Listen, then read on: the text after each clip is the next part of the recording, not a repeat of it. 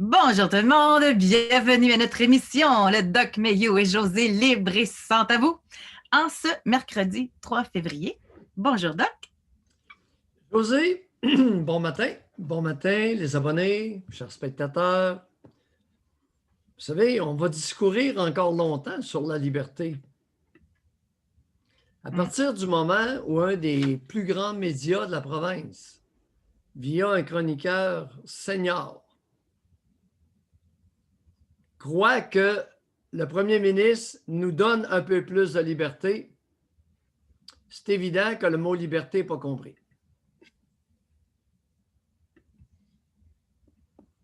Ouais. Ça ne se donne pas la liberté.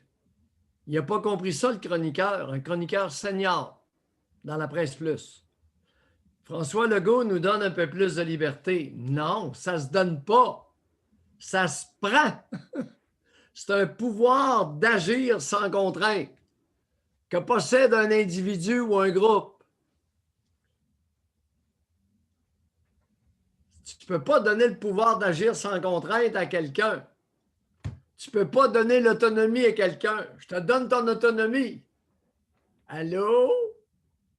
C'est pas ce que tu dis. Tu n'as pas réfléchi avant de parler. Ils nous ont enlevé des droits. Ils nous ont coupé des trucs. Bon, alors ce qu'il a fait, François Legault, c'est qu'il a diminué des contraintes qu'il avait imposées. Il diminue les contraintes. Il ne donne pas plus de liberté. Aïe, aïe, aïe, aïe, aïe. Alors, ceci étant dit. Oui, ceci étant dit, vous êtes les bienvenus à lever vos mains pour nous parler. Alors, vous êtes bien sûr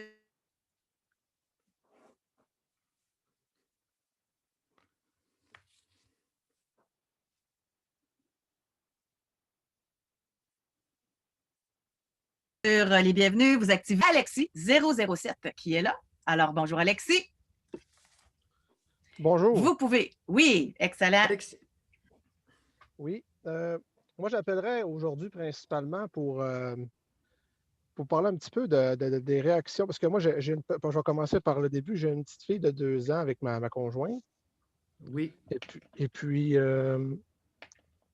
des fois, je trouve, parce que moi, ma conjointe est très méticuleuse sur la propreté, pas se salir. Elle a toujours été un petit peu là-dessus. Puis là, je vois qu'elle a tendance un peu des fois à exagérer les réactions avec ma petite. Puis il y a aussi d'autres fois que je dirais que je veux essayer d'y communiquer en écoutant votre émission. Je vois que ça pourrait peut-être bien créer des problèmes à ma fille en grandissant. Puis j'essaie de vouloir lui communiquer, mais je sens que des fois, j'essaie peut-être bien trop d'imposer mon opinion. Puis je veux voir peut-être bien la meilleure des façons pour agir avec elle. Mon but, c'est de corriger ça pour pas que ça fasse d'impact à notre fille. Je vous souhaite bonne chance. Vous n'avez pas le gros bout du bâton, cher ami. Oui, surtout, je me disais, surtout si c'est génétique de sa part. Alors, corriger une femme au Québec, ça ne se fait pas. Bon. Alors, non, je suis très sérieux. Au Québec, c'est un système matriarcal. Les femmes dominent, puis la plupart des hommes obéissent.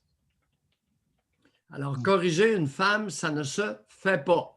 Corriger une mère, encore moins. Ça ne se fait pas. C'est tabou, c'est interdit culturellement. Donc, Alexis, si la femme a de l'allure, si la femme a comme objectif de travailler sur l'épanouissement de sa fille, puis que quelqu'un lui dit gentiment, je pense que ta façon de faire, elle devrait peut-être être différente. Vous pensez qu'il n'y a aucune femme qui accepterait ça? Ah, à peu près aucune femme. Non, c'est pas la bonne attitude, ce n'est pas la bonne approche. Faut changer l'approche. D'ailleurs, je vous suggère de ne plus dire ma fille, surtout en présence de la mère. Plus jamais. Ouais. Parce que vous avez parlé de ma fille tout à l'heure. Alors, dorénavant, ça va être notre fille, puis elle a un prénom. OK, dites-le pas, là, mais elle a un prénom, votre fille. À vous deux. Oui, mais c'est avec elle, je dis à peu près jamais ma fille, là. Oui, exact, mais c'est notre fille. Même avec la visite, les visiteurs, la parenté, notre fille. Parce que d'ailleurs, c'est sûr que ces temps-ci, on ne voit jamais la parenté, là, mais Il y a une fois que, il y a une fois, entre autres, parce que généralement, on me dit oui, oui, mais c'est parce que j'ai peur de ne pas avoir, tu sais, la bonne façon, de trop essayer d'imposer ma façon de faire. Parce qu'il y a une fois que j'ai vraiment dit, puisque là, elle s'était fâchée après pour quelque chose comme, tu sais, elle a 2 ans, puis par exemple, elle avait sali à table ou elle avait tiré quelque chose par terre, puis là, c'était, tu sais, moi, je disais, c'est correct que tu lui dises, mais tu sais, on dirait qu'il faisait comme un ton de reproche. Pourquoi tu salis, tu sais, mais je disais, elle ne comprend pas à 2 ans.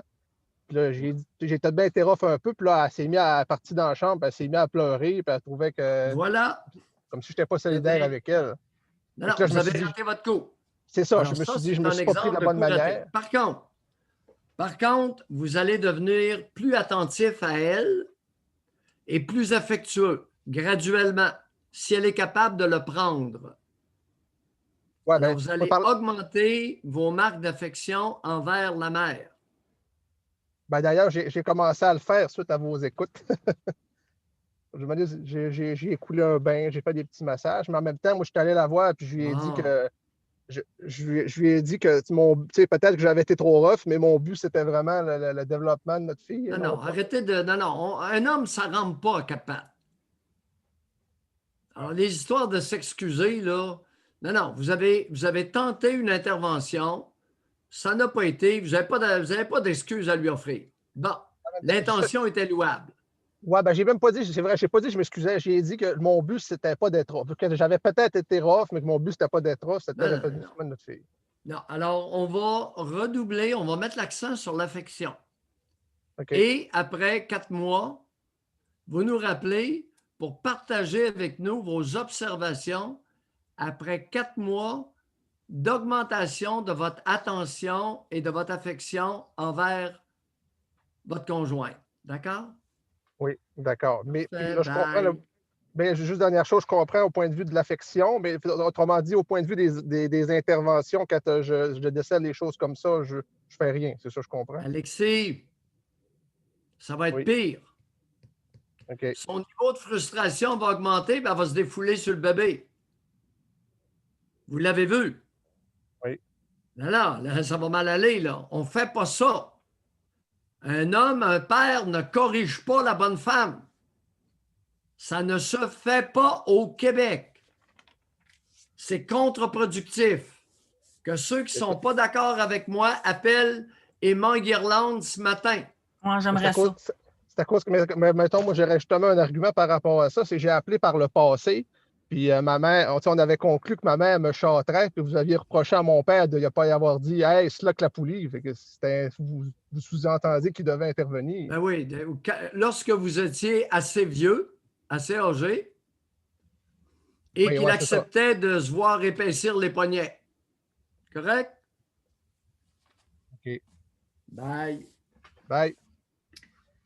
Mais ça se peut-tu, Doc? Puis ça, vous le dites souvent. Il ne faut pas généraliser. Les femmes, ce n'est pas la femme. Même quelqu'un l'a fait remarquer là, dans le chat aussi. Là. Ça doit dépendre de la femme aussi, puis de la mère. Non, c'est culturel. Alors là, c'est une généralité quasi mur à mur.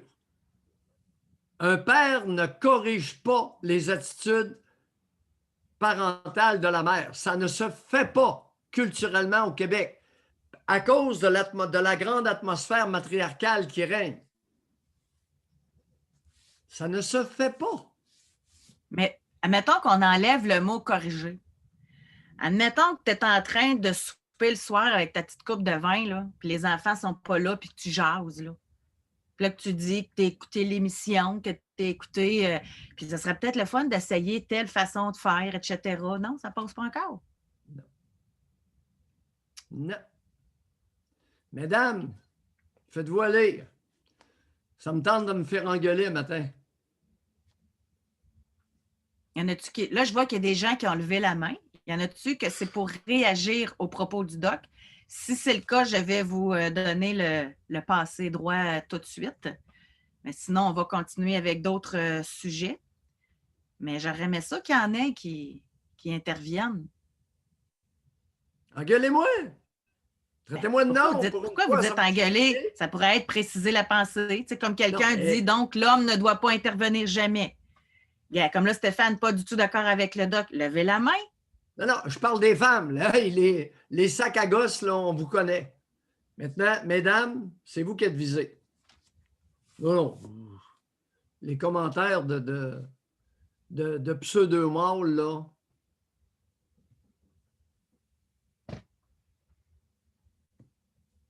Fait que toutes les femmes, mais ça dépend-tu de la façon que c'est dit aussi? C'est peut-être là aussi le problème. C'est culturel. C'est Bon, fort, on en a une là, qui veut réagir. Ah, OK. On va l'écouter. Parfait. Jenny, bonjour. Allô? Jenny. Ben, moi, je suis d'accord avec les propos du doc, là, dans le sens qu'il y a beaucoup, beaucoup de femmes qui ne veulent pas se faire dire, se faire remontrer, je ne sais pas, les remontrances. Mais là, Jenny, oui. s'il vous plaît. Oui, les généralités, là, on entend juste ça depuis tantôt. Là. Okay. Parlez de vous. Vous, êtes-vous capable d'accepter ça ou non? Bien, je te dirais que dans un premier temps, là, quand je me fais juger sur la façon d'élever mes enfants par un garçon, un homme, un conjoint. Sur le coup, c'est ça. Sur le coup, je vais être sur la défensive, mais ensuite, je vais prendre le temps de réfléchir. Puis je vais évaluer, de me dire est-ce que son propos est juste ou est-ce que j'ai mal fait ou si j'ai bien fait. Mais c'est sûr que quelqu'un qui n'est pas le père de mes enfants, j'ai bien de la misère. Mais là, on parle des conjoints, on parle du père des enfants. Là. On est là-dedans. Là. Oui, mais tu sais, comme moi, dans ma situation, moi, mes enfants sont nés de pères séparés. Je suis séparée. Donc, si le commentaire vient du père, je vais le prendre. Mais si ça vient d'un conjoint qui n'est pas le père de mes enfants, je vais être sur la défensive, puis ça va être beaucoup plus difficile. Et dans bien des cas, vous allez avoir raison. Ben oui, parce qu'ils n'ont pas les antécédents. Ils savent pas ils n'ont pas connu mes enfants depuis la naissance et tout ça. Et le géniteur ne vit plus là. Oui, c'est ça, ça s'applique moins, là. Ça ne s'applique pas. Vous avez combien d'enfants, Jenny? Une couple d'enfants? Ben là, une couple, j'en ai 2. 2 enfants? Oui, mais ils sont rendus grands. Oui, 2 enfants de 2 pères différents. Oui. À partir de... Les enfants avaient quel âge lors de la séparation? La première, elle avait... on n'a jamais été en couple. Donc, puis la deuxième, elle avait 2 ans. Bon, elle était bébé. Mm-hmm. Pour la deuxième, est-ce que le géniteur vous faisait des remontrances? Oui, mais je tiens à préciser qu'avec ma première, j'ai toujours été en bon lien avec son père, donc on est restés des amis tout le temps. Fait qu'on a toujours fait l'éducation de notre fille en coparentalité, même si on n'était pas en couple. Non, Jenny, l'histoire de la coparentalité, là, mon œil, vous ne vivez pas sous le même toit. OK, je vais juste spécifier quelque chose. Vous l'avez vécu. Oui, mais avec mon deuxième enfant, lui, il passait son temps à me rabaisser, à être pas fin avec moi, à dénigrer toutes mes façons de faire parentales versus le premier on s'entendait puis ça allait bien. Vous savez, mesdames, à votre décharge ce matin, je vais vous dire quelque chose. Je vais vous faire une confidence. Acceptez rarement les remontrances qui viennent d'un géniteur sur vos attitudes envers un bébé. Ça, c'est clair. Hein? C'est pas eux autres qui les ont portés, c'est pas eux autres qui allaitent, c'est pas eux autres qui... C'est pas leur job là, dans la vie, là, de s'occuper d'un enfant naissant. Là. Jenny? Oui. Pas plus tard qu'hier, dans une université de la Colombie-Britannique, en psychologie, la psychologue enseigne sur le développement des bébés, des bambins, sans jamais prononcer le mot mère. En anglais, ils utilisent uniquement caregiver, la personne qui prend soin du bébé. Oui. Il n'y a plus de lien d'attachement en Colombie-Britannique, probablement à UBC. Je n'ai pas demandé le nom de l'université. On m'a appris ça hier. Une étudiante qui était révoltée du fait que la psychologue enseignante en psychologie évitait totalement de prononcer le mot mère. Bien, si la mère, là, génitrice, là, elle est incompétente, je ne sais pas, elle est droguée, elle est alcoolique, peu importe. L'important, c'est que l'enfant est une personne qui s'occupe de lui. Comme les enfants, tu sais, Le lien mère-enfant n'existe, n'est plus enseigné, n'est plus commenté en Colombie-Britannique. Mais ça, c'est-tu dans la même veine, Doc, de ce que vous parlez souvent d'une mère substitut, ou bien c'est carrément effacé? Là, je pense que c'est vers ça que vous en alliez, le Jenny. mot mère est honni de l'enseignement d'une psychologue sur le développement des bambins en Colombie-Britannique. C'est le lien caregiver-infant. Bien, moi, je suis un petit peu d'accord avec ça, dans le sens que, tu sais, on met au monde un enfant, là, notre enfant, il ne nous appartient pas. C'est un enfant, c'est un être humain. On a le devoir de s'en occuper, on a le devoir d'en prendre soin. Ça passe à travers plein d'étapes, là. Mais c'est pas... Tu sais, c'est pas... je sais... C'est ça. Si c'est pas nous, si on n'est pas apte à pouvoir donner de l'amour, de l'affection puis la sécurité à notre enfant, bien, ça sera quelqu'un d'autre. Mais c'est pas parce que tu tombes enceinte que tu as les compétences là, pour élever un enfant. Là. De ce point de vue-là, je suis d'accord. Merci, Jenny, de votre intervention. Merci. Ah, ben merci. Au revoir. Merci. Là, je vois qu'il y a des hommes qui veulent réagir, mais Doc l'a dit, il ne veut pas de sac à gosse. Non. Fait que s'il y a des femmes qui veulent réagir, c'est ça. Non. Sinon, on va continuer avec. Oui, on continue. Les réactions d'hommes, à matin, là, s'il vous plaît, soulagez-nous de vos commentaires. OK. Alors, on poursuit avec notre programmation régulière à ce moment-là. On va parler avec Mademoiselle. Bonjour. Vous pouvez ouvrir votre micro. Attendez un petit peu. On va vous faciliter ça. Sinon, on va passer à quelqu'un d'autre. OK, on va parler avec Nathalie. Nathalie, bonjour. Bonjour. Nathalie. Bonjour, vous deux. Ça me fait plaisir de vous parler. Vous êtes deux personnes super importantes pour moi, pour des raisons différentes, mais je tenais à vous le dire au départ. Moi, en fait, ce que je voudrais savoir, je voudrais que vous me décortiquiez un peu la colère. Est-ce que c'est une émotion? Est-ce que c'est bien de s'indigner ou est-ce qu'il y a des degrés de colère? Je m'interroge là-dessus là, depuis une couple de semaines, puis j'aimerais savoir si c'est encore bien, si on peut encore avoir une colère. On vous écoute. Ben, allez-y, déballez votre sac. En fait, je ne peux pas rentrer tellement dans les détails, mais disons que mon conjoint a dénoncé quelque chose à son travail et ça a plongé, c'est lui, mais ça a plongé toute la famille dans une grosse bataille et on a fini par lui reprocher sa colère. Bon. Et à partir de là, moi, je me dis, bon, ça, c'est le côté facile, mais la colère, même moi, qui est quelqu'un d'assez pacifique, là, même moi, j'étais en colère, mais est-ce qu'on a encore le droit d'être en colère? Puis, est-ce que c'est un sentiment? Là, on va faire bien attention. Oui. Parce que si vous appelez pour régler le problème de votre conjoint, j'embarque pas 2 minutes là-dedans. Non, si vous avez vous-même un problème quelconque avec la colère, là, je vais vous écouter et on va essayer de vous aider.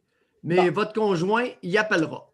Non, c'est ça. Mais c'est pour ça que je veux pas... Je dis que ça m'a amené, cette situation-là, à me poser la question. Est-ce qu'il y a différentes sources de colère? Est-ce que la colère est toujours nécessairement violente? Tu sais, il arrive quelque chose dans la vie, puis tu es fâché.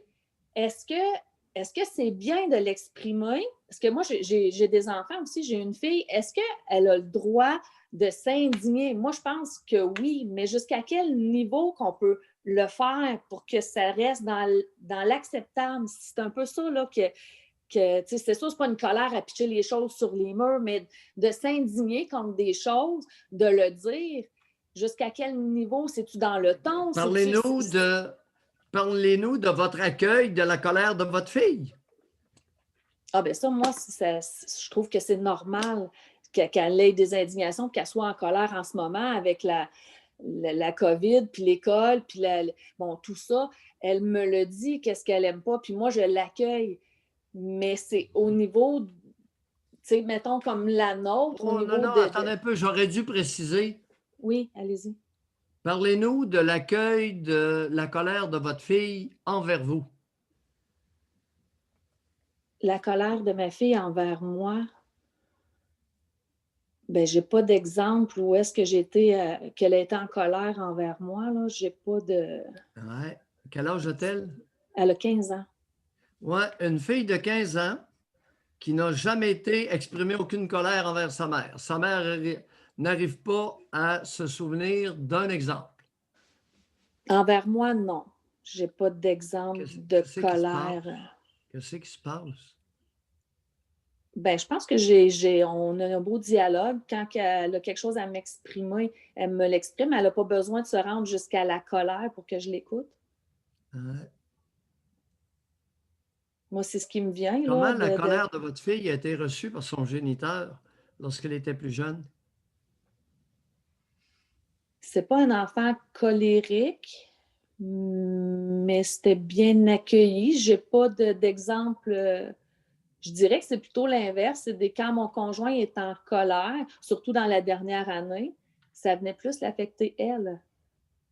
Bien, ça nous affectait tous, là, mais je veux dire, Non, elle laissez aimait faire pas la ça. dernière année, c'est pas ça qui est mon point. Oui, d'accord. C'est que cet enfant-là, est-ce qu'elle est enfant unique? Non, elle a 2 frères, mais ils sont plus vieux puis ils ont quitté, alors c'est comme si elle serait unique, là. 2 frères propres? Non, c'est mes fils à moi. Bon, ouais. Bien, ils ont vécu ensemble quand même quelques années, là, mais ils ont 10 ans et 8 ans de plus qu'elle. Alors, oui. ça relève de loin. Là. Oui. Non, ce serait... écoutez, il arrive que des parents soient absolument exceptionnels. Ça peut arriver. Ça existe. Mais que vous soyez incapable de nous décrire une seule réaction de colère de votre fille envers vous, en tout cas, tout est possible, Nathalie. Bien, j'ai beau chercher, honnêtement, là, mais j'ai vraiment une très belle relation avec elle. J'attends pas qu'elle soit en colère. Si elle a quelque chose à me dire, elle me dit, puis j'ai pas de... Tu sais, moi, tu sais, comme tantôt, pour revenir à votre sujet, là, pour réagir avec l'autre personne, je vous dirais, au risque de me faire tirer des roches, mais moi, mes 2 garçons, je les ai eus avec un autre conjoint. Et à aucun moment, j'acceptais qu'ils me disent quoi que ce soit sur la façon que je faisais avec mes enfants. Et cet homme-là, il n'était pas vraiment fin avec moi. Quand j'ai connu mon conjoint actuel, ça fait quand même 20 ans, mes enfants avaient quand même 5 ans et 3 ans. Cet homme-là est rentré dans notre vie, mais sans bousculer rien, puis en prenant très soin de moi. Alors, quand il m'a apporté des points que lui considérait que peut-être améliorer avec mes garçons, là, à ce moment-là, ma fille n'était pas née, là, ben, je l'avais l'écoute. Puis, je n'étais pas toujours d'accord avec lui, puis je ne refaisais pas nécessairement ce qu'il demandait, mais j'avais l'attention d'écouter ce qu'il me disait, parce qu'il y a certaines choses qui m'ont fait améliorer. Puis aujourd'hui, ben, je suis bien contente d'avoir changé ces choses-là. Mais tu sais, tout est dans comment on accueille les affaires aussi. Là, s'il y aurait pas le premier, là, il aurait eu beau me dire n'importe quoi, on n'était vraiment pas sur la même longueur d'onde. Là, ça, c'est clair. Là. Mais puis j'aurais jamais rien accepté. Mais tu sais, quand quelqu'un est gentil avec toi, puis que tu vois la façon qu'il s'occupe des enfants autour, ben, tu sais, le point de vue de l'autre, en tout cas, pour moi, c'est important. Là. Sans vouloir défaire ce que vous disiez au niveau des femmes. Là. Nathalie? Oui. Est-ce que votre fille de 15 ans est prête à affronter la vie?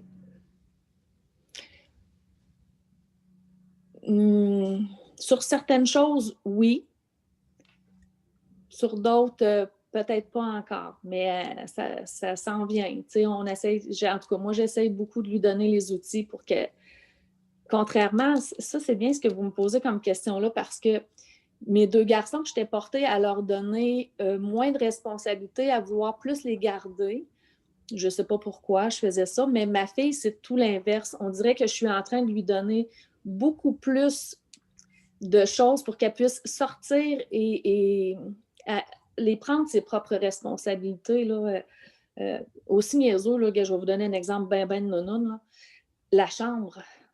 Mes garçons, là, j'étais tout le temps en train de leur dire « Ton lit n'est pas bien fait, fais ta chambre comme il faut. C'est quand tu as passé à balayeuse la dernière fois, il reste de la vaisselle dans ta chambre. » Alors que ma fille, là, mes gars, ils n'aimeraient pas ça, là, mais elle n'a pas cette contrainte-là.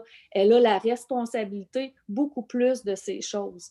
Puis je me rends compte que je suis une meilleure mère, mais c'est une meilleure enfant aussi. Elle a plus les outils pour faire face, là. J'écoute beaucoup plus sa colère. Ben, pas sa colère, mais ses besoins. Vos deux garçons devaient avoir hâte de sacrer le camp? Ben, en fait, il y avait beaucoup de drogue, beaucoup de choses et beaucoup de mon ex-conjoint aussi là-dedans. Là. Il y avait beaucoup de toutes sortes de choses. Là. Il n'y avait pas juste... mais c'est drôle parce qu'aujourd'hui, oui, je n'ai peut-être pas été la parfaite mère, ça, je le reconnais. Mais non, c'est pas... Je n'accepte pas ça. Aucun enfant n'a besoin d'un parent parfait. Tous les enfants ont besoin d'un parent raisonnable. Non, l'histoire de... Non, il n'y a pas un enfant qui a besoin d'une mère ou d'un père parfait. Pas du tout. Mais aujourd'hui, mes fils sont vraiment très près de moi. On n'en doute même pas. Ils sont autonomes? Ou s'ils viennent prendre leur gorgée de lait régulièrement? Non, ben là, avec la COVID, on ne se voit même pas. Là. On se parle plus par texto puis Messenger et tout ça, mais non, pas du tout. Ils ont pris chacun des chemins beaucoup différents. Là. Comme je vous dis, je n'étais pas toute seule là-dedans, il y avait un père aussi. Oui, mais... ça là-dessus, j'ai bien entendu. Mais vous avez mentionné quelque chose. Oui.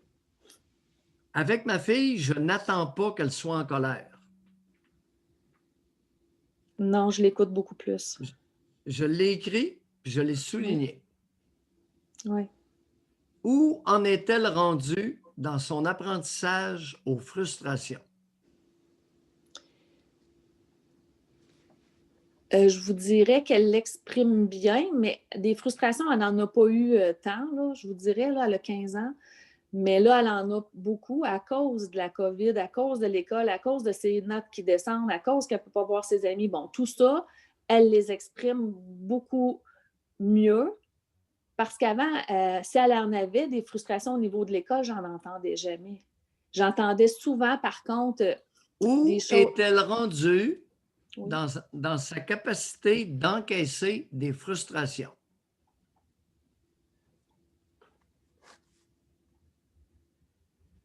Et vous n'êtes pas obligé de répondre. C'est une sale question, là.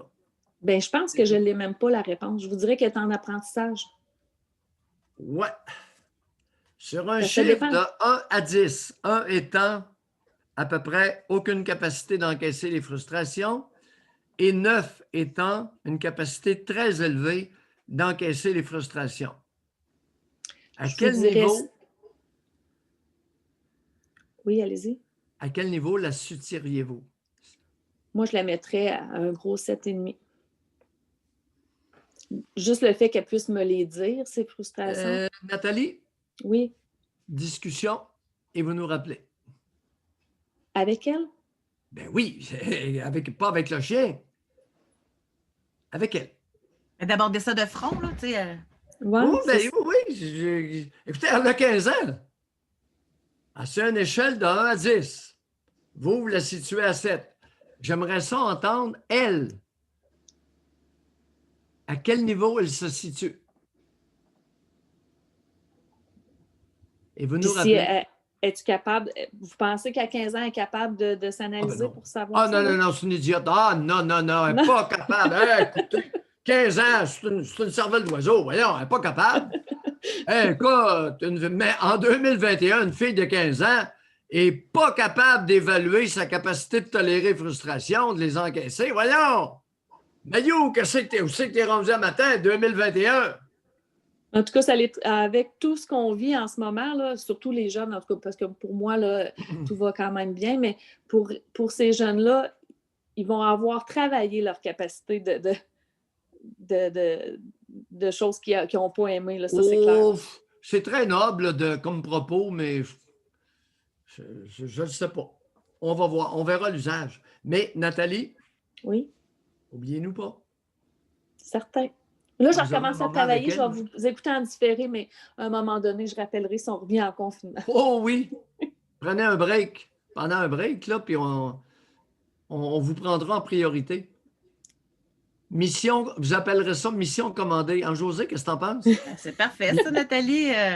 Mission Mais là, est-ce que commandée? vous pouvez me dire s'il y a des degrés de colère acceptables? Ça, y a-tu des. Nathalie, dans la psychologie, y en a-tu, ça, de ça? Discutez de ça avec votre fille. Bye! Bye! Salut, Nathalie. Le danger à une tribune comme la nôtre, c'est d'infantiliser les auditeurs. Le danger qui me guette. Ben oui, pour paraître intelligent, on va décortiquer ça, ma petite madame. À quoi ça sert ce qu'on a entre les deux oreilles? Ben, je trouve ça super intéressant comme thème, la colère. C'est drôle, hein, parce que moi, ce matin, là, j'en parlais en live avec un des groupes que j'ai.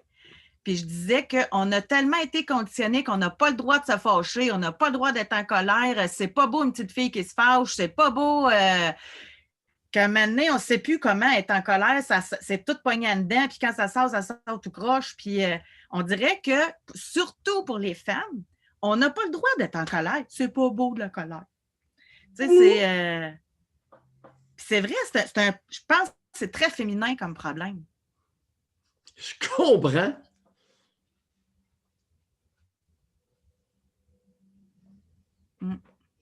Culturel. Andy, levez-la la main. Andy a dit « Je suis enragée noire et je levais la main, je pense. » Levez-la. Écrivez réaction quand vous voulez intervenir là, suite à une intervention. Ben, OK. Bon, Sophie a dit « J'ai un côté homme, pas de problème à être en colère. » Bon. Chers auditeurs, dans une société matriarcale, un gros pourcentage d'hommes sont absolument incapables, bien féminisés qu'ils sont, d'exprimer quelque colère que ce soit. Boudage, manœuvre passive-agressive, drogue, alcool, you name it, you've got it. Votre côté homme, là, on repassera. Andy. On a une réaction de Anonymous. OK. Bonjour. On vous écoute. Bonjour. Bonjour. Oui, Sophie. Oui, moi, j'ai une réaction justement là, face à la colère et tout ça. Parce que je comprends très bien le point. Moi, je vis ça beaucoup. J'ai l'impression un peu d'imploser parce que j'ai été élevée beaucoup avec comment je dirais ça, le principe, comme, mettons, j'avais pas le droit de sacrer, j'avais pas le droit de... C'est encore ça, là, je ressens encore ça, moi, face à mon père qui m'a toujours parlé de cette façon-là. Pour lui, c'était une façon de bien éduquer, là, c'était louable, là, selon son impression, mais ça l'a engendré beaucoup de colère qui se refoulait en moi, que je suis en train de réaliser aujourd'hui. Je suis déjà dans un cheminement qui est loin d'être terminé là, avec vous, là. Mais ça, c'est un point qui est important dans mon cheminement. Puis je voulais juste faire une réaction là-dessus. Là. Quel âge, Sophie? Même âge que la dernière fois, 39. 39 ans? Oui, pas d'enfant. Puis enfant unique de mon côté. Oui. Puis, je commence à ouvrir les yeux, même si je considère que chacun de mes parents, un par un, dans leur entité personnelle, ont été avec une bonne intention, je pense. Ça a apporté beaucoup de conséquences que j'essaie de comprendre aujourd'hui. Sophie. Oui. L'enfer est pavé d'individus qui avaient des bonnes intentions. Ils sont en enfer à se faire rôtir. Hey, j'ai déjà fait un grand pas d'être capable d'admettre qu'ils en ont fait. Aidez-moi, là! Mais moi, je me souviens de votre dernier appel que vous n'étiez même pas capable de le faire. Fait qu'effectivement, il y a un pas de fait, là. Merci, merci. Oui, c'est ça. Je me souviens qu'elle ne voulait rien savoir, Doc. Elle ne voulait rien savoir là, d'aller là. Je m'en souviens. Fait que Oui. on voit que ça chemine. Ça chemine beaucoup, oui, énormément. Puis c'est pour ça que je dis, là, je fais une petite réaction parce que je considère que mon cheminement est loin d'être terminé. Mais, bon, ben, on va prendre le taureau par la queue et non pas par les cornes. Ah bon, allez-y. Vous avez mentionné que vos deux parents étaient bien intentionnés. C'est ce que vous dites? Oui. Alors, quelles étaient les bonnes intentions de vos deux géniteurs? Un à la fois. Allez-y. Je pense que leurs bonnes intentions étaient de... Non, un par un. Pas de fusion, là. Alors, les bonnes intentions de votre mère et les bonnes intentions de votre père. On vous écoute. Je pense...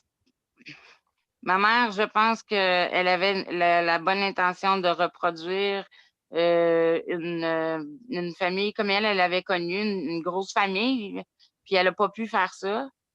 Elle a pu avoir juste un enfant.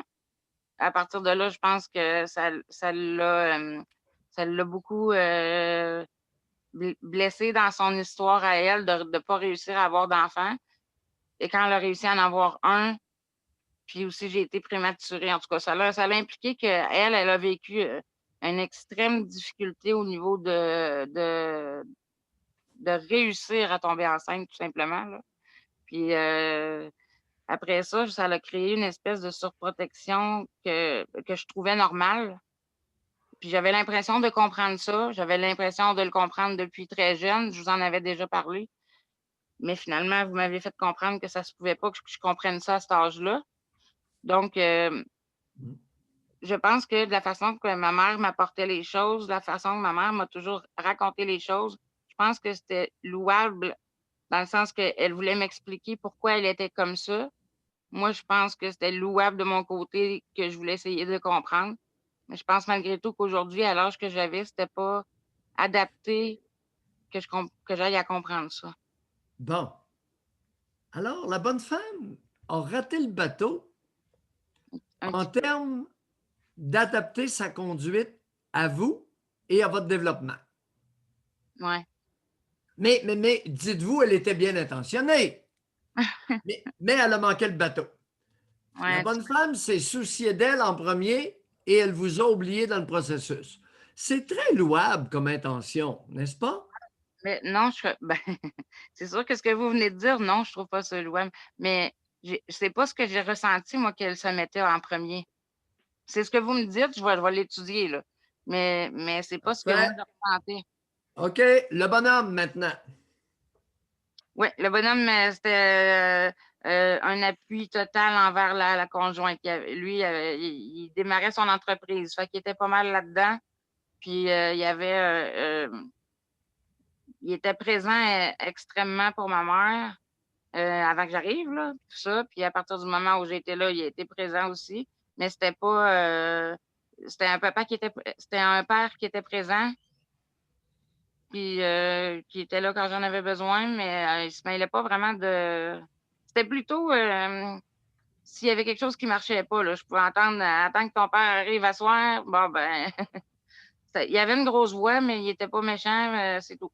Alors, le géniteur punisseur. Vous savez, votre mère, lorsque votre mère utilisait votre père pour vous faire peur, son intention était tout à fait louable. Quelle était son intention à ce moment-là, lorsqu'elle vous menaçait de faire intervenir le bonhomme pour vous châtier? Quelle était son intention? Ben, de me faire écouter. Son intention, c'était que j'aille non, de vous faire obéir. De vous faire obéir. Oui, vous avez raison. Et de vous soumettre à l'autorité. Ben oui, puis j'ai encore peur, moi, de l'autorité. On y arrive tranquillement. Et parfois, le taureau, il faut le pogner par la queue, pas par les cornes. Alors, obéir et soumettre à l'autorité. Oui. Ça a marché. Oui, puis c'est ça. Hein, c'est ça qu'elle voulait, la bonne femme. Ça a marché. Ça a marché, mais je suis coincée parce que je suis encore comme ça aujourd'hui. Oh, ben oui, mais elle avait une bonne intention. OK, mais à partir de ce moment-là, c'est moi qui veux m'aider, là, tu sais.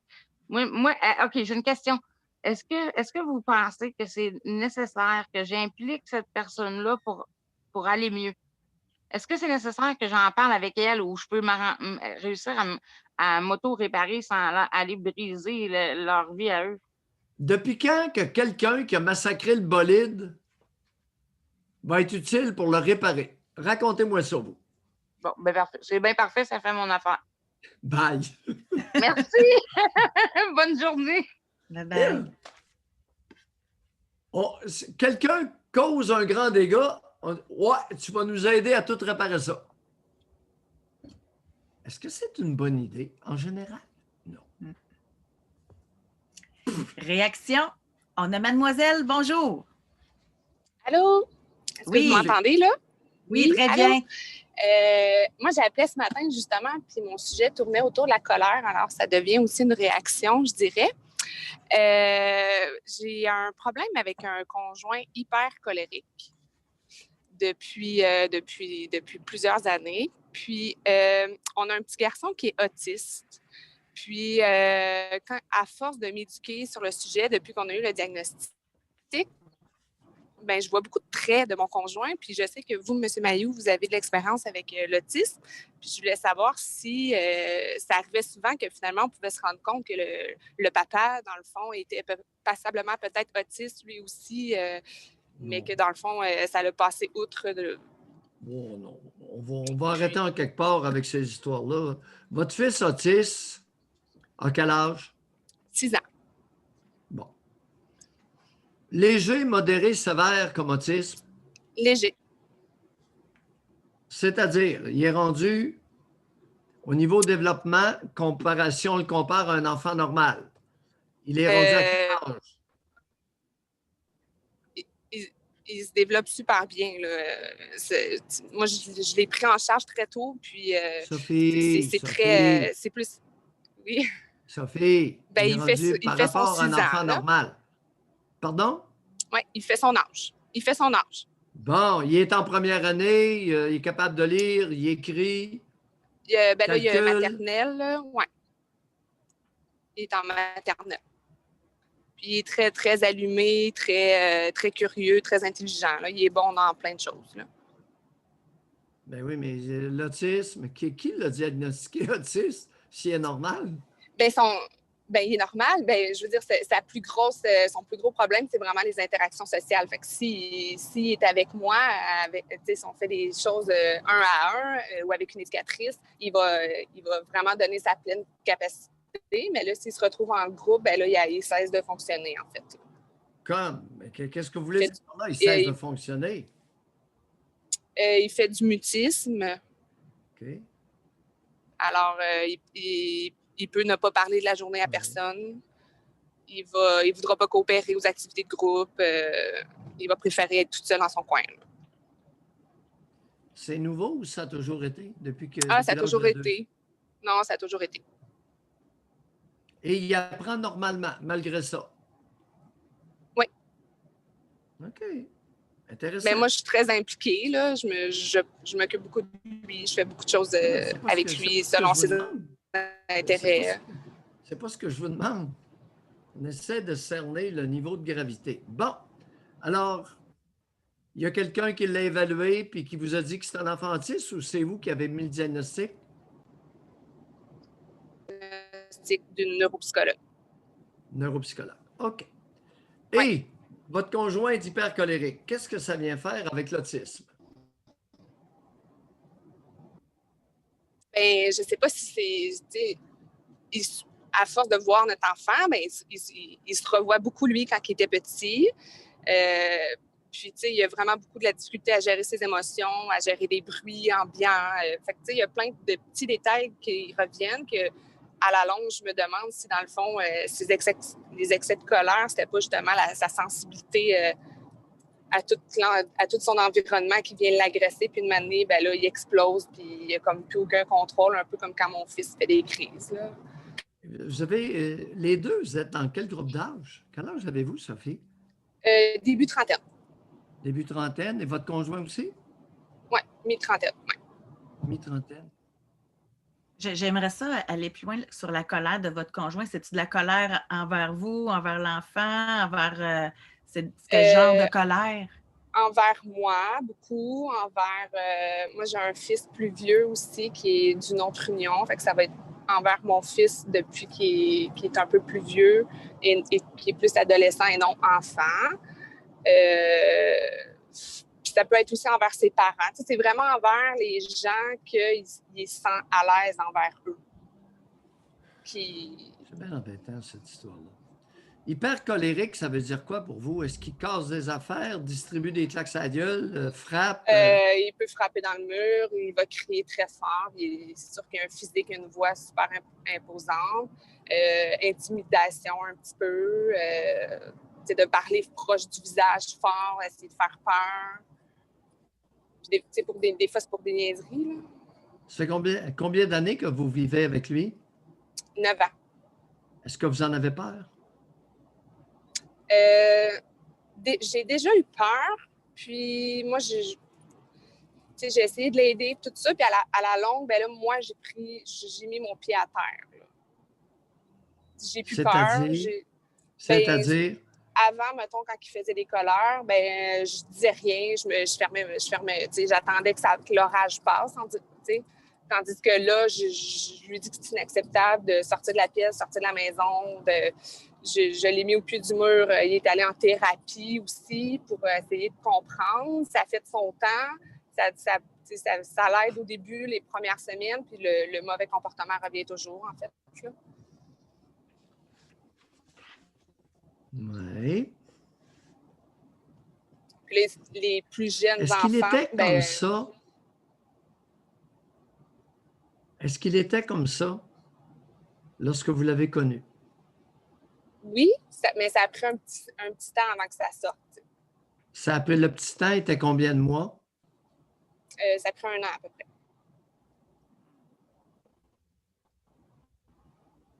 Et vous avez décidé quand même de demeurer avec lui puis de faire un enfant?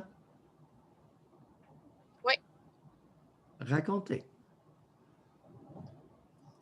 Bien, c'est sûr qu'après chaque épisode, il y a le moment d'excuse, de je ne recommencerai plus, je sais que c'est moi qui ai les torts, tu sais, tout ce blabla-là un petit peu. Puis là, ça se passait, puis là, une année, ça allait bien, puis là, boum, ça revenait sans le voir venir. Là. Puis il y a des périodes où ça a été plus fréquent, puis il y a des périodes où ça a été peut-être 1 an sans enfer. Puis là, okay. Je dirais que là, dans les derniers mois, c'est fréquent. Ça augmente? Est-ce qu'il est sur le bord de la porte pour vrai? C'est quelqu'un de très anxieux de nature. Alors, est-ce qu'il est sur le bord? Non, non, non, non, non. Est-ce qu'il est sur le bord de l'expulsion pour vrai?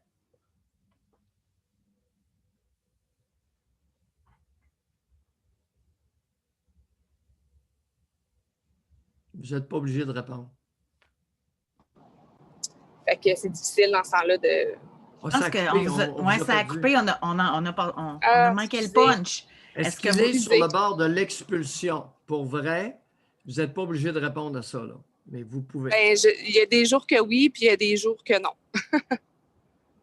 La fameuse question que j'ai appris du doc, là, c'est quoi votre intérêt de rester avec lui? C'est de protéger mes enfants. De quoi? Ben, je ne serais pas à l'aise de savoir que mes enfants passent une fin de semaine toute seule chez lui. OK. Ouais. Bonne réponse, Sophie. OK. Très bonne réponse. Pourrait-il avoir un droit de garde de l'enfant qui n'est pas le sien? Oh non, non, non. Non, il est déjà en garde partagée, cet enfant-là. C'est le gros du problème vient aussi de cet enfant-là qui ne veut plus avoir, qui aimerait beaucoup qu'il s'en aille, qui parfois me menace, moi, de ne plus venir chez moi. Là, oui. Quand il est là. Ah, boy. Et là, il pourrait, d'après vous, facilement obtenir une garde partagée de votre fils autiste de 6 ans. C'est ce que vous craignez? Je pense pas que ça soit partagé parce que présentement, le rythme de vie de son travail et tout ça, lui, il n'est pas là de la semaine. Et il revient le vendredi pour la fin de semaine, puis il repart travailler toute la semaine à l'extérieur.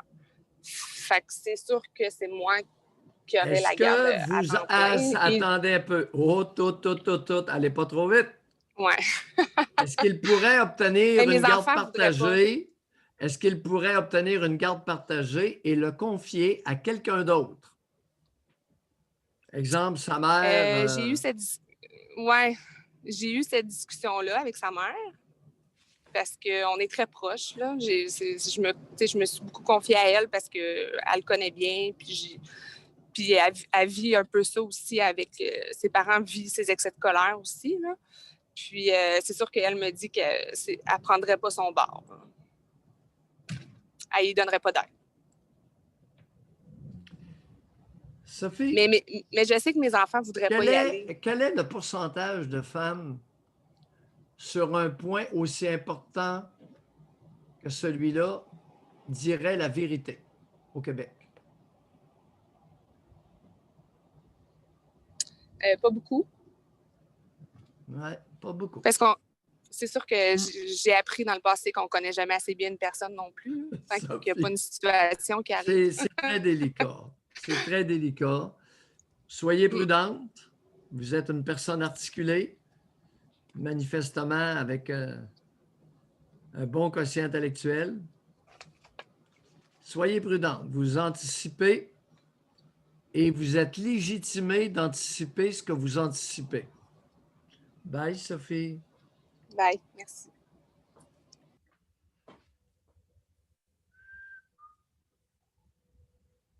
Quand arrivera le temps, la mère, est-ce qu'elle va choisir son fils ou elle va choisir sa belle-fille? C'est ça la question. Poser la question, c'est quasi y répondre. Je ne vous estimerai pas là-dessus. On va poursuivre. Nous allons parler avec Anita. Ensuite, on aurait Jean qui est là. Bonjour, Anita. Bonjour. Anita. Ça va bien? On vous écoute. On vous écoute? Oui. Le sujet de la colère, ça me touche beaucoup aussi. J'ai rarement eu l'occasion d'exprimer ma colère dans ma famille. Et quand je l'exprime, ça vient avec des larmes ou de la voix tremblotante. Ouais. J'ai beaucoup de difficultés à gérer ça aujourd'hui. Disons que récemment, en fait, depuis que je suis partie, je vis beaucoup plus les frustrations intensément. J'ai de la difficulté à les gérer. Ce qui fait que j'en mets beaucoup sur la personne avec qui je vis présentement, avec qui j'ai une relation depuis 3 ans maintenant. Il me l'a pas encore mis sur le dos. Il m'en a pas fait référence une seule fois. Il est très... En fait, ces temps-ci, il est vraiment très, très patient, très souriant. Il essaie de me faire rire et tout. Les frustrations sont tellement minimes, comme par exemple, je suis en train de magasiner une voiture, je passe la journée, je trouve pas ce que je veux, puis ça me gâche toute la soirée. Puis, je sais que ma mère est une grande cause pour ça. Mon père, ils sont séparés, donc comme ils vivaient pas à la maison, en fait, c'est plus lui qui m'encourageait à m'exprimer, à mieux m'exprimer même, qui m'encourageait à faire ce que je voulais. En fait, j'ai eu beaucoup plus d'amour de mon père que de ma mère. Ça, c'est assez courant au Québec. J'ai l'impression à entendre des personnes qui parlent à votre émission. Vous avez quel âge, Anita? 25 ans. 25. Et vous dites que votre mère est une grande cause dans votre problématique. Oui. Déjà, Racontez-nous ça un peu plus. déjà mes colères n'ont jamais eu du sens pour elle. Ça n'avait jamais rapport. Ou aussi, quand je vivais des tristesses, j'ai remarqué aussi qu'elle était très malaisée à côté de moi quand je pleurais devant elle. Ou elle me disait d'arrêter de pleurer. Et je me rappelle pas avoir eu tant de frustration en grandissant parce que je suppose que j'étais très obéissante. Ouais, je me trouve très obéissante. Je me trouvais très obéissante avant. Oui. Et je le vivais bien à ce moment-là, puis maintenant, je me rends compte que j'ai pas été préparée à la frustration. Ouais. Et plus que ça, parlez-nous du niveau d'autonomie que tolérait votre génitrice dans vos comportements.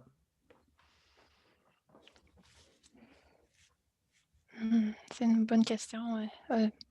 Disons que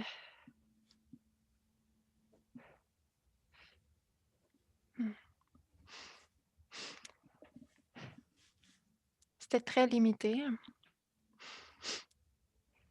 Ça m'intéressait. Je me rappelle, parce que j'ai des frères aussi, on devait aller au cinéma, puis mon frère avait volé de l'argent dans ma chambre. Donc, elle l'a puni en la laissant à la maison.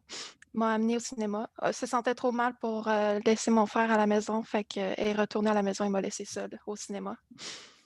Vous aviez quel âge? J'étais au secondaire, donc j'étais...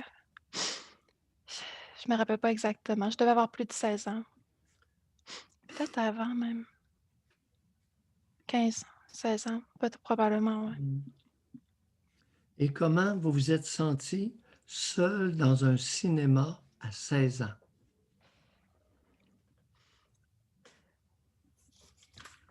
Assez abandonné. Tu sais, je veux dire, c'est comme si c'était moi qui étais en tort.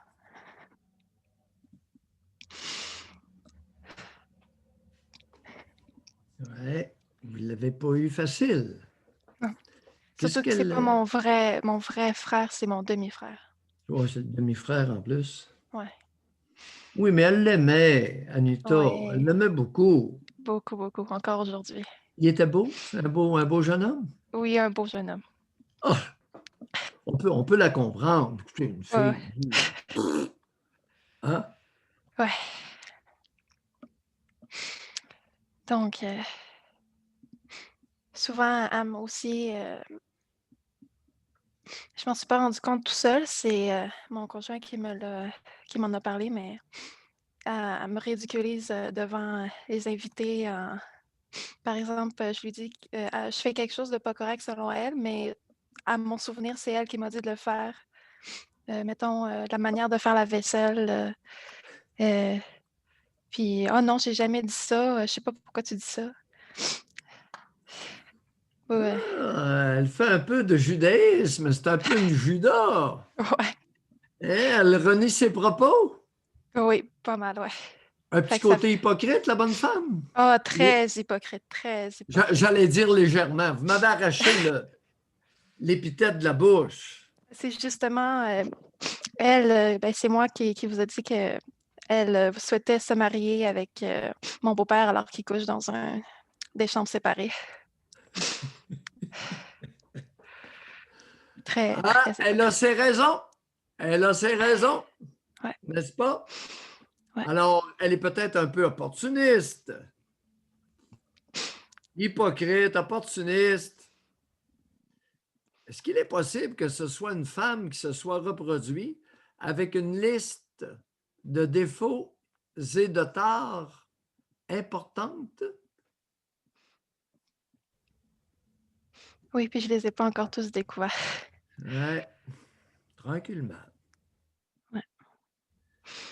Elle ne voulait pas que vous deveniez autonome. Non. Elle a mis beaucoup d'importance à m'infantiliser aussi. Ouais. Je me rappelle, une fois, elle m'a dit que ma douce Ingrid, t'es tellement douce. Alors, puis le sentiment que j'ai eu en moi, c'était tellement. Je me sentais étrangère à son commentaire. Je me sentais pas du tout douce. C'était pas moi. Ben oui.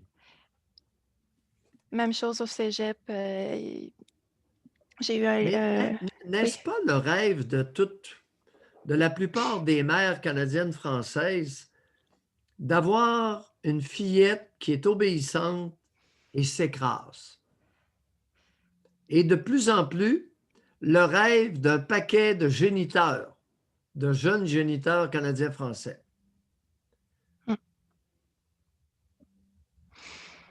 Oui, mais c'est le rapport dominant-dominé.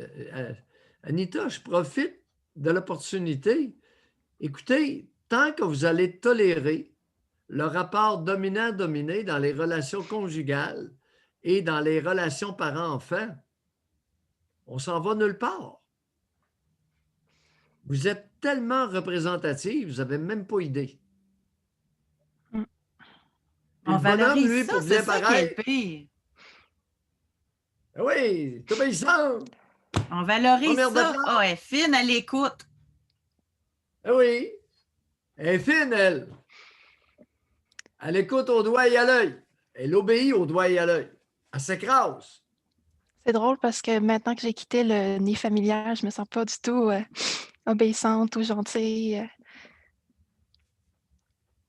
Oh, vous n'êtes pas gentille? Non, je me considère pas gentille. Ah ouais? Et qu'on dit vous avez un conjoint ou une fréquentation?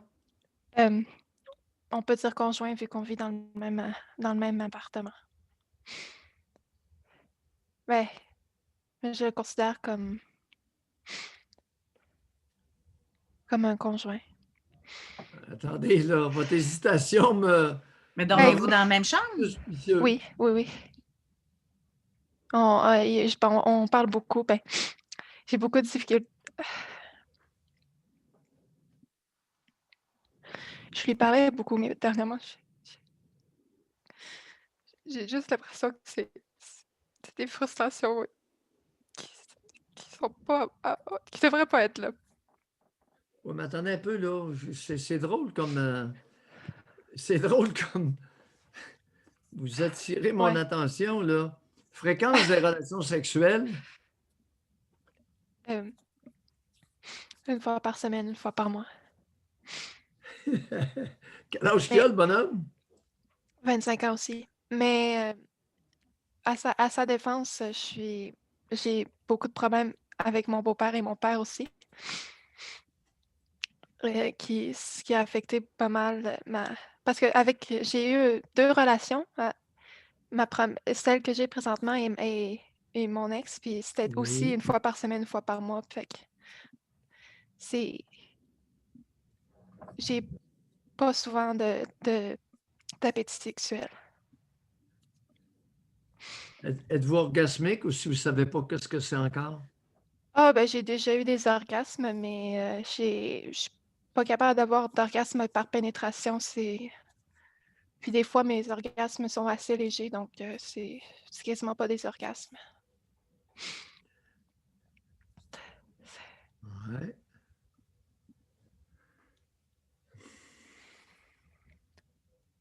Vous avez dit que vous avez des problèmes avec le père et le beau-père? Oui, la première fois que j'avais parlé avec vous, j'avais dit que mon père biologique, il s'est déjà présenté tout nu devant moi, puis il trouvait ça normal. Puis Ouais. mon beau-père aussi, j'ai beaucoup plus vécu de temps avec mon beau-père vu qu'il vivait avec ma mère. Et lui, à l'autre émission, j'étais pas capable de le dire, mais lui, il se promène vraiment tout le temps tout nu de la salle de bain à sa chambre après une douche ou pour aller aux toilettes. Des fois, il est en caleçon dans la cuisine en train de faire à manger, me tapait sur les fesses, me disait que j'étais jolie. Euh, Oui. Surveillait aussi si je regardais de la porno. Il est très à jour sur la technologie, fait qu'il savait comment ça marchait, l'historique et tout. Moi, pas du tout. Je savais pas du tout comment ça fonctionnait. Fait que lui, il pouvait découvrir assez rapidement si je regardais de la porno, puis il me le faisait savoir que c'était pas correct. Dans quel mot ça nous intéresse? Racontez-nous ça.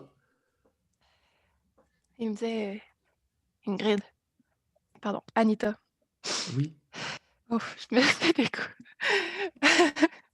Anita, euh, c'est-tu toi qui regardes la porno? Moi, je répondais non. Je savais pas lui dire oui. Puis, À partir de quel âge il a commencé à surveiller l'historique de votre dès le début, pitonnage? dès que j'ai eu un ordinateur à moi tout seul, Vous aviez quel âge? j'avais proche 13, je dirais 13, ouais, 13, 14 ans. Ouais. Oui. Et jusqu'à quel âge a-t-il vérifié l'historique pour vous reprocher de consulter, de visionner des films porno?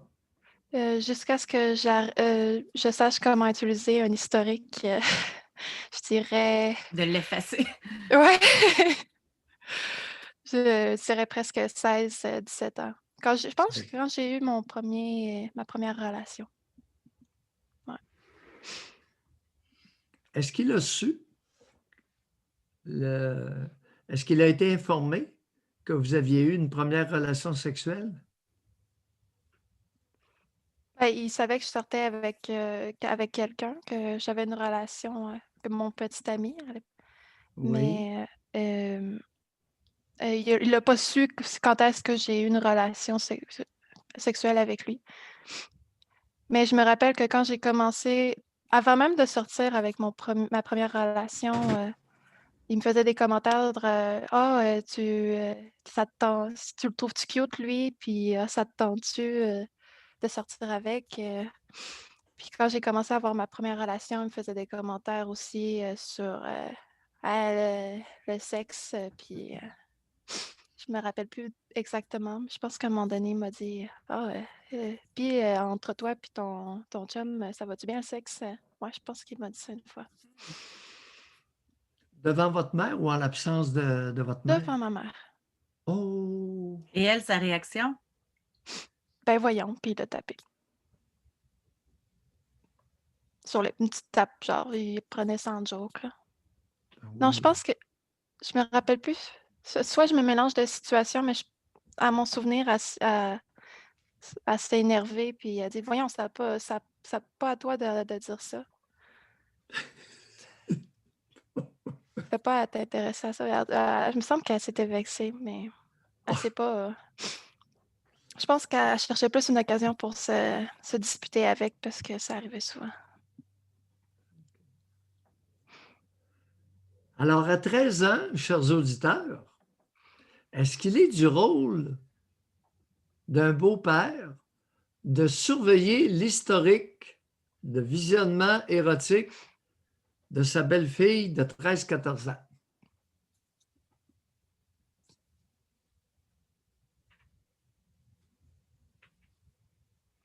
Quand vous avez dit ça tantôt, poser la question, c'est quasiment y répondre. Ouais.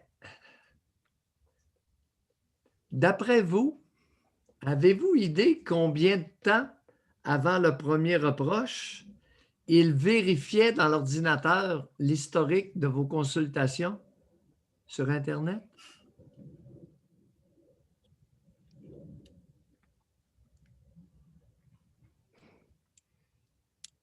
Pardon? Avant le premier reproche, ça faisait combien de temps qu'il vous surveillait, qu'il vous espionnait dans votre historique? Avez-vous idée? Sûrement depuis que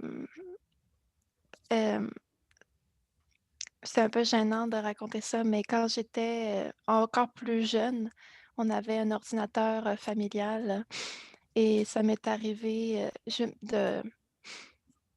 je regardais pas de porno, mais j'avais du plaisir c'était l'ancien, l'avant sexto, si on veut. Et ça m'est arrivé de me masturber devant l'ordinateur familial. Et je me suis fait prendre une fois. Et j'ai arrêté à ce moment-là. Mais Attendez, ouais, ça doit vous être vous à êtes ce fait moment-là. prendre à regarder ou vous êtes fait prendre en train de vous masturber? Masturber. Et qui vous a surpris devant l'ordi à vous masturber? Mon petit frère. Et le petit frère avait quel âge? Et vous aviez quel âge?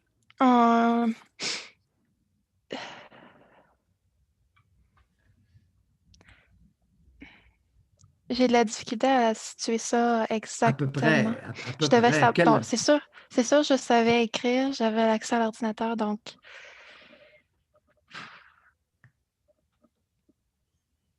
je dirais 10-11 ans.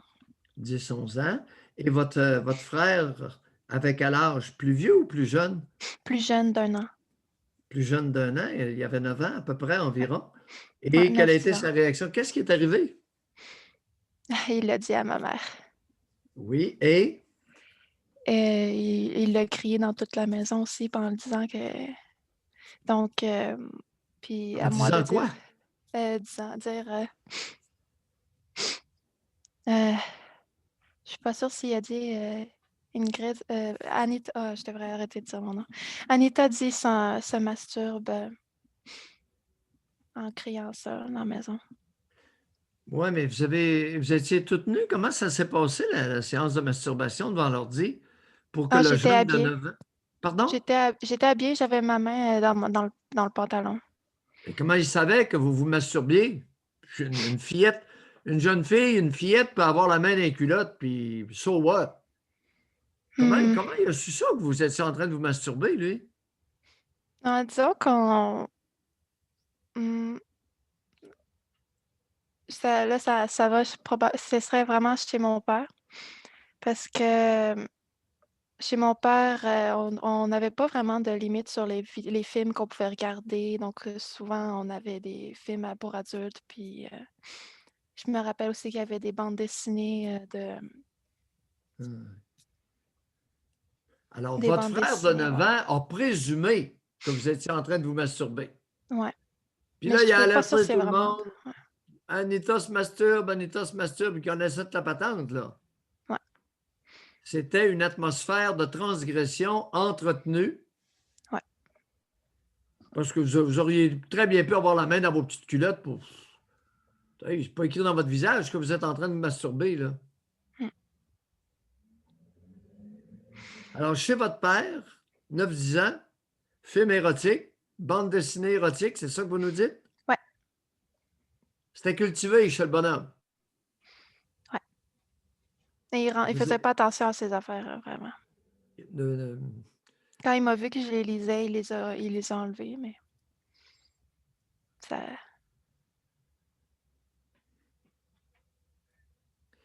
Il n'y a pas seulement votre mère qui est hypocrite?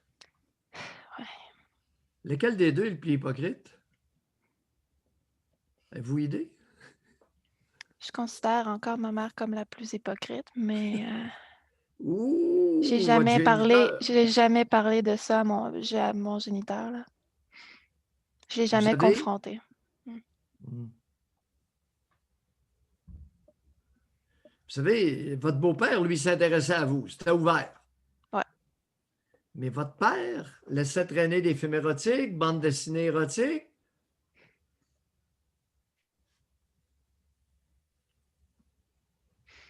Une belle gang. Ouais. Avec comme conséquence une relation sexuelle par mois. L'objectif est atteint. Ouais. L'objectif est atteint parce que vous êtes éteinte. N'est-ce pas? Pas mal. Ouais, pas mal. Pas mal éteinte. L'objectif du géniteur et du beau-père ont été atteints. Ils ne voulaient pas qu'Anita ait une sexualité de femme adulte. Alors, en zigonnant dans ses petites culottes avec l'aide du petit gars, du petit frère, Puis en la surveillant, l'historique, ils l'ont éteint sexuellement solide. Et supposément, vous avez un problème de colère réprimée. J'ai l'impression que les hommes qui vous ont entouré, votre petit frère inclus, auraient eu avantage à réprimer leur pulsion sexuelle envers vous. Ouais. On est d'accord là-dessus? Ouais. Ça, c'est Transgression quelque chose que... sexuelle intrafamiliale solide, même pas voilée. Ouais.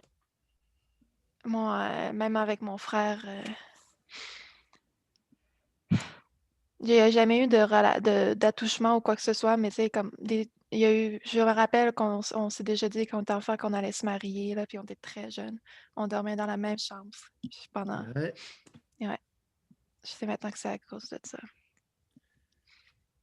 À l'heure actuelle, convoitise sexuelle, ça a l'air de quoi entre vous deux? J'ai des moments où je suis attirée par lui, puis lui, il y a des moments où il est attiré, mais lui aussi, il a ses propres problèmes sexuels. Quand il y a trop de choses dans sa tête, c'est...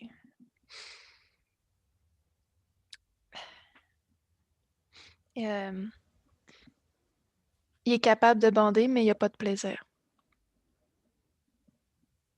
Puis ça, vous ça? savez ça. Oui, Qui vous a raconté ça? lui. Ben, je veux dire, moi, je l'ai constaté, je veux dire, parce que quand ça s'est arrivé qu'on commençait, puis finalement, on arrêtait parce que il n'y avait pas de plaisir. C'est arrivé qu'on commençait quoi? À avoir une relation sexuelle, tu sais, avec pénétration et tout, puis... Vous et votre demi-frère, c'est ça? Non, pardon, excusez-moi, j'ai dû sauter de... Je suis vraiment désolée. Avec la personne avec qui j'ai une relation... Non, j'ai jamais eu de relation sexuelle avec mon frère. J'ai jamais vu... Ben, j'ai déjà eu... tu sais, quand on était Mais enfant, on comment prenait vous des savez bains. qu'il n'y a pas de plaisir à ce moment-là, votre frère? Non, mon frère, non, c'est... Non, du tout. OK, je te mêlée. OK. C'est moi, je suis vraiment désolée. Non, j'ai On reprend la aucune idée de la question. vie sexuelle de mon frère. Quel genre de relation entretenez-vous actuellement avec votre frère qui est un an de plus jeune que vous, qui a 24 ans? On reprend ça. Ouais, désolée. Donc, je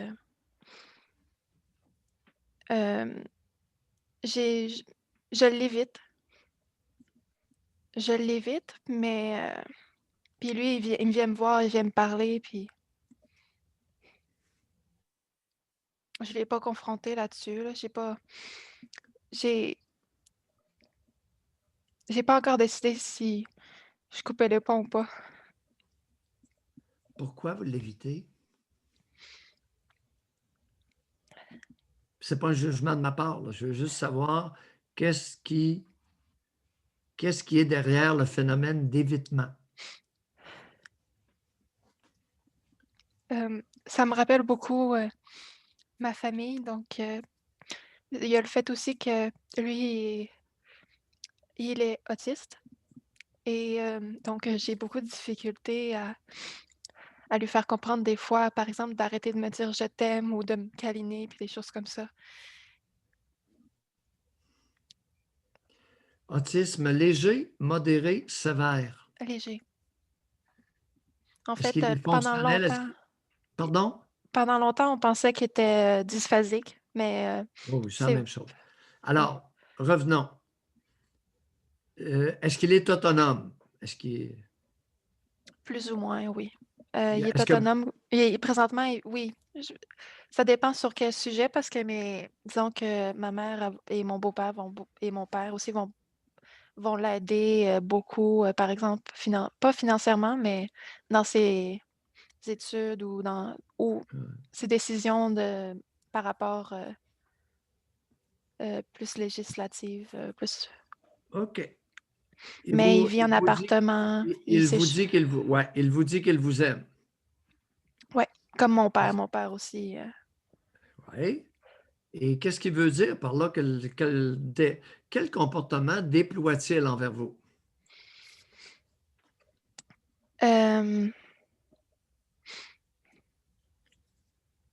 Très, très naïf. C'est un comportement assez beaucoup proche d'un enfant de 8 ans.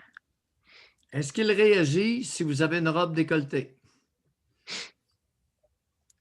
Non, j'ai pas vraiment de décolleté, j'ai pas de poitrine, alors j'ai peut-être Si, il si réagit vous, pas quand j'ai une jupe courte ou il réagit pas vraiment à mon corps. Il le considère pas.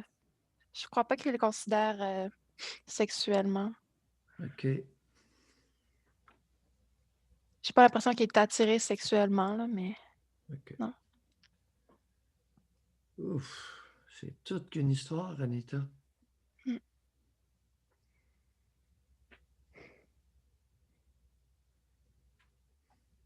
Qu'est-ce que vous faites dans la vie actuellement? Dans quel domaine vous œuvrez? Service clientèle. Service clientèle. Ouais. Est-ce que vous aimez ça? Plus ou moins, j'envisage de retourner faire des études en infographie. OK.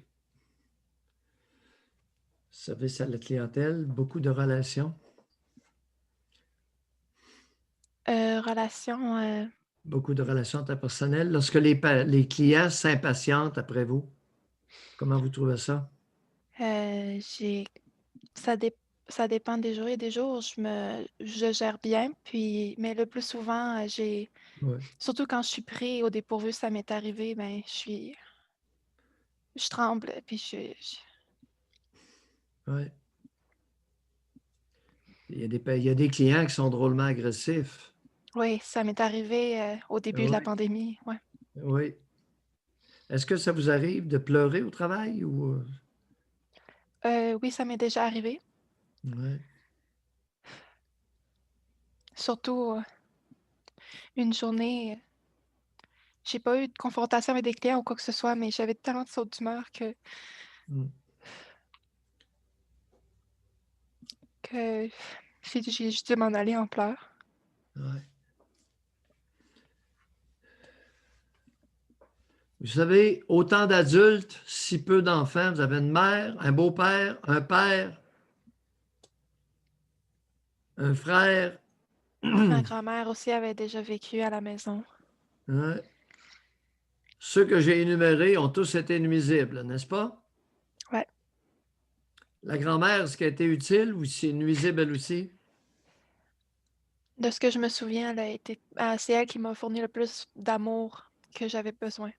OK. C'est elle qui a répondu le plus à vos besoins de base? Ouais, mais pas longtemps, malheureusement. OK. C'est incroyable, hein? 3 adultes, 2 enfants, nuisibles. 3 enfants. Oh! On en a oublié un? Il y avait le demi-frère et le frère. Non. L'autiste, est-ce que c'est votre frère propre? Ouais. C'est mon frère propre. Le demi-frère, c'est celui de... Ah, celui plus qui jeune vous avait encore. volé? Ouais. OK. Il y a quelle différence d'âge avec vous? Lorsque vous aviez 16 ans au cinéma, lui en avait combien? Lui, il avait 10 ans. OK. Oh, il avait 6 ans de moins que vous. Ouais. Et quelle relation entretenez-vous avec lui actuellement? Je lui parle pas du tout. Il n'y a aucune relation. Il n'y a aucune relation. Ah, excusez-moi, je vais devoir interrompre. OK. Merci. Excellent. Merci. Merci. Merci, au revoir. Beaucoup d'adultes, très peu d'enfants, truffés d'hypocrisie, de l'incompétence. Ce n'est pas le nombre d'enfants qui les a étranglés. Si on inclut la grand-mère, 4 adultes, 3 enfants. Aïe, aïe, aïe. Il n'y a pas beaucoup de personnes significatives. Ouais. Et les hommes ont réussi. Ils ont voulu éteindre, ne pouvant consommer la sexualité avec Anita. ils ont réussi à l'éteindre, à éteindre sa sexualité et la rendre à toute fin pratique non opérationnelle sur le plan sexuel. À date. À 25 ans, une fois par mois, relations sexuelles. Ah, écoute, c'est tout croche. Ouais. Si c'était exceptionnel, rare, d'une autre époque, elle a 25 ans, je vous rappelle. Ben oui. Elle a 25 ans. On n'a pas vérifié l'âge des parents, mais 50, 55, gros max. Dans la jeune cinquantaine.